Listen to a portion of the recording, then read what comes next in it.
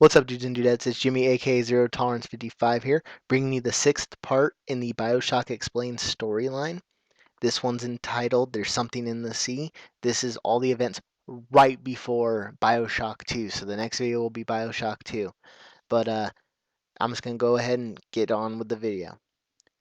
As I mentioned in my last video, Adam was running short within Rapture, and the remaining little sisters were being converted into big sisters because they were too old to harvest Adam anymore. Sophia Lamb began sending the big sisters to the surface to kidnap little girls from coastal cities to create new little sisters. This way, Adam would be reintroduced to Rapture, but would also allow Lamb the resources necessary to conduct experiments on her own daughter Eleanor Lamb, who was once a little sister herself. The abductions resulted in a phenomenon of red lights being spotted all over Atlantic coasts, and the abduction of the little girls, which led investigators to believe a single monster coming from the sea was responsible.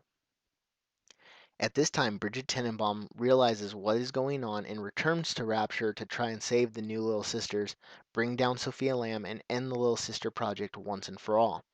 While in the city, she also finds a way to cure the effects of Adam with the aid of the Thinker, the most advanced computer in Rapture, but more on that later. Back to the disappearances of the little girls. A man named Mark Meltzer, was the first to notice similarity in the abductions.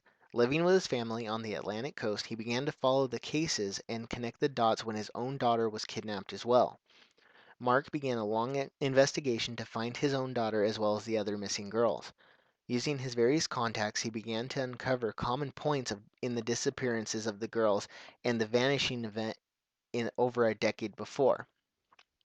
If you remember, the vanishing event was when all of the scientists and all the people went to Rapture and just left their surface lives behind.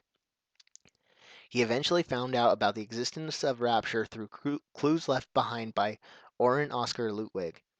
Lutwig was the man who supplied Ryan with his supplies to build Rapture and had eventually made his way to the sea as well.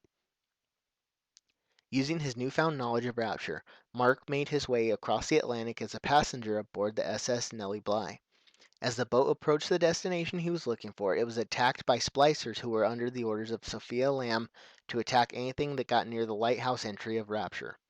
The crew was slaughtered, but Mark was able to survive and escape, and even made it to the lighthouse after swimming for a bit.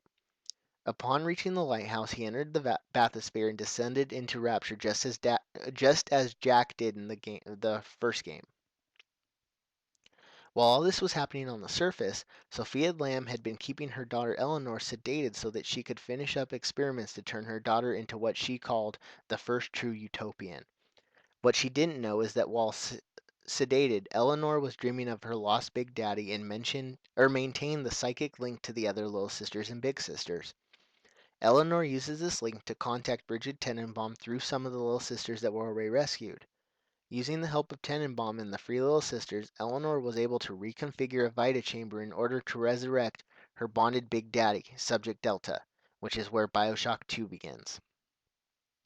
The rest of these events take place during the events of Bioshock 2, but I felt like I should finish up Mark's storyline now since it's my main part of the story in Bioshock 2, and this is a short video anyway.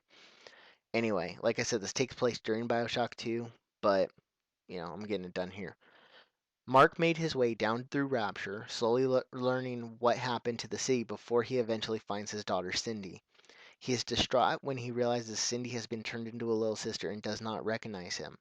He tries to take her with him when a big sister sent by Sophia Lamb attacks and captures them both. Sophia Lamb has brought them to Fontaine Futuristics when she offers him the choice of becoming a big daddy to be with his daughter forever or death. Mark chooses, as hard as it is, chooses to give up his free will and become a big daddy so he can protect his daughter to the end. As the player in Bioshock 2, you actually come across Mark and Cindy at one point. I can't remember the exact point in the game, but I will talk about it more in the Bioshock 2 video. It's a really sad ending for Mark and Cindy. I thought it was depressing as hell when I found out about it. So, like I said, I wanted to wrap up his storyline, but Anyway, I hope you guys enjoyed. That was part 6. Part 7, which is Bioshock 2, is coming out very soon, so stay tuned, you guys. Thank you for watching. Like, comment, rate, subscribe, all that crap if you enjoyed. Thank you.